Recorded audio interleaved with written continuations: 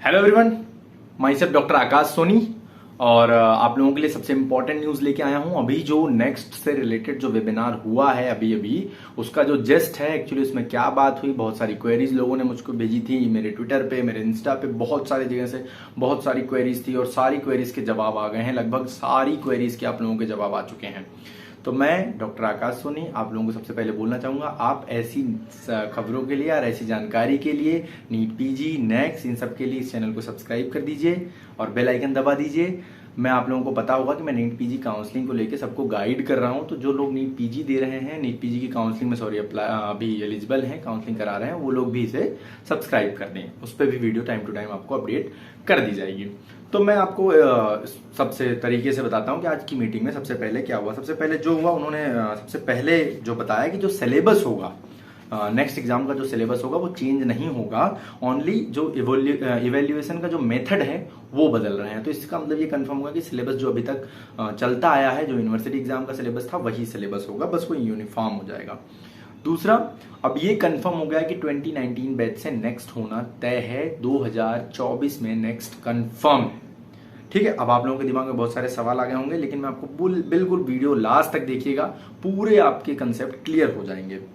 ठीक है, अब देखिए क्या हुआ कि सबसे पहली बात उन्होंने बोला कि हम 2024 में नेक्स्ट कंडक्ट करा रहे हैं, नेक्स्ट स्टेप 1, जो कि मई और नवंबर में होगा, 2 बार होगा।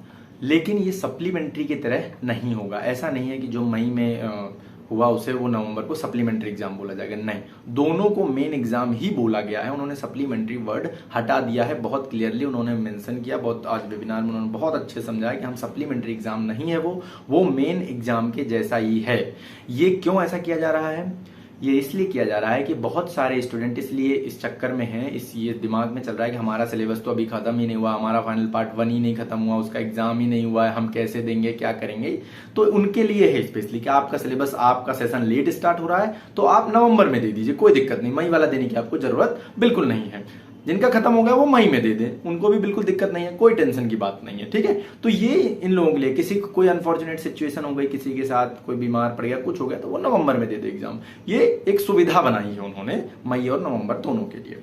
ठीक है, अब दूसरी बात ये है, और हाँ सबसे बड़ी बात, जो नेक्स्ट, ऐसा नहीं है कि जो नवंबर में देगा वो काउंसलिंग के लिए एलिजिबल नहीं होगा, वो भी काउंसलिंग के लिए एलिजिबल होगा। इस बार उन्होंने ऐसा बनाया है कि हमारा पहली बार था, तो सबको यूनिफॉर्म करने के लिए, सबको एक ट्रैक पे लाने के लिए इस बार ऐसा किया जा रहा है। नेक्स्ट टाइम क्या होगा अभी उन्होंने इसका अपडेट नहीं दिया है। ठीक है, दूसरी बात, दूसरा सवाल बहुत सारे लोगों का कहता था कि सर हमने ईएनटी ऑप्थल का एग्जाम दे रखा है, 3rd ईयर का एग्जाम दे दिया है, हम दोबारा क्यों दें नवंबर में, मई में हम दोबारा पढ़ के क्यों दें? तो बिल्कुल आप मई में जो आप सब्जेक्ट आपका फाइनल ईयर है उसका एग्जाम दे दीजिए, बाकी जो आपका ये जो ऑप्थल और ईएनटी का इसका एग्जाम आप नवंबर में दे दीजिए। उन्होंने ये भी एक ऑप्शन आपके पास रखा है इस बार। उसका कारण यही है कि बहुत सारा सबका एग्जाम ईएनटी ऑप्थल का हो रहा है, आप इतना सारा वर्डन एक साथ नहीं ले सकते, इसलिए उसको अलग से दे दीजिए।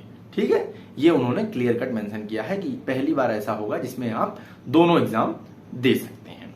ठीक है, उसके बाद हम आते हैं कि ये पहली बार ऑप्शन इन्होंने रखा हुआ है। दूसरी, अगला सवाल क्या था कि जो पोस्ट इंटर्न्स हैं, जैसे जो अभी इंटर्न है या फिर जो पोस्ट इंटर्न है, इंटर्न अभी 18 बैच है, पोस्ट इंटर्न 17-16 बैच है, उनके लिए क्या होगा? तो उनके लिए नीट पीजी ही होगा। मतलब ये अभी कंफर्म हो गया है कि 2024 में नेक्स्ट 1 और नीट पीजी दोनों एग्जाम होगा। तो आप ध्यान रखें कि आप नीट पीजी वाले जो हैं वो बिल्कुल ध्यान से सुने, उन्हें नीट पीजी का ही एग्जाम देना है।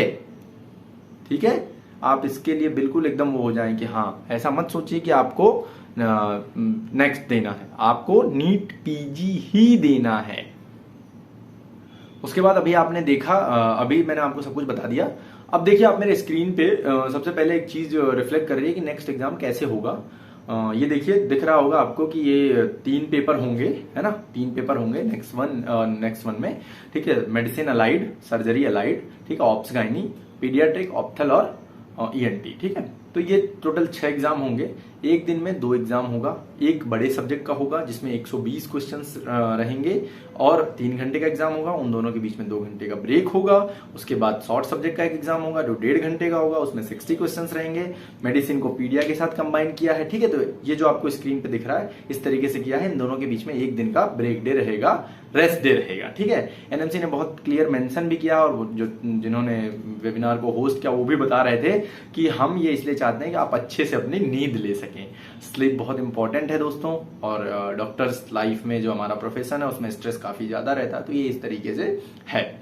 बहुत सारी चीजें उन्होंने आज क्लियर करी, इसका बहुत दिन से इंतजार था। दूसरा, आप लोगों ने दिया एग्जाम दे दिया, अब क्या करेंगे? एग्जाम दे दिया, नेक्स्ट वन, अब आप इंटर्नशिप करेंगे। अब जो लोग पास हो गए वो इंटर्नशिप के लिए एलिजिबल हो गए और आपका 50% मार्क्स आपके आ गए, आप सब एलिजिबल हो गए। उन्होंने ऐसा कहा कि जो पेपर का जो लेवल होगा वो टफ नहीं होगा।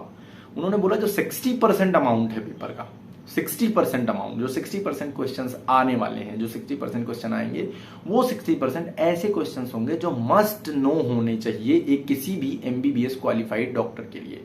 ऐसा नहीं है कि बहुत टफ चीजें पूछनी है, ऐसी चीजें पूछनी है जो जरूरत ही नहीं है, नहीं। 60% क्वेश्चन ऐसी हैं, 60% क्वेश्चन ऐसे हैं जो आना ही चाहिए एक एमबीबीएस डॉक्टर जो प्रैक्टिस करने मार्केट में जा रहा है, हॉस्पिटल में जा रहा है, पूरे एरिया में आ रहा है, उसे इतनी चीजें आनी चाहिए। एक जो कहते हैं ना कि एक लेवल होना चाहिए, स्टैंडर्ड होना चाहिए, कम से कम उतना तो आना चाहिए। तो 60% क्वेश्चन उससे होंगे। और उन्होंने ये भी मेंशन किया कि ऐसा नहीं है कि बहुत टफ पूछे जाएंगे, बिल्कुल बेसिक आप अगर गो थ्रू हुए हो सिलेबस से एक बार तो आप सवालों के जवाब दे सकते हो। उसके बाद आता 30%।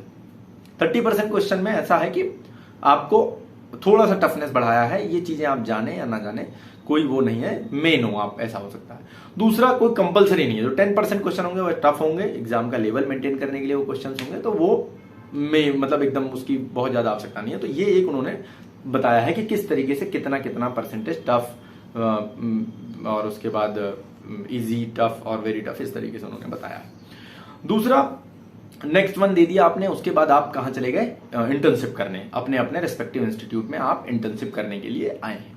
आप इंटर्नशिप अपने स्टार्ट करेंगे, 1 साल की इंटर्नशिप कंप्लीट करेंगे। उसके बाद आते हैं नेक्स्ट 2 पे।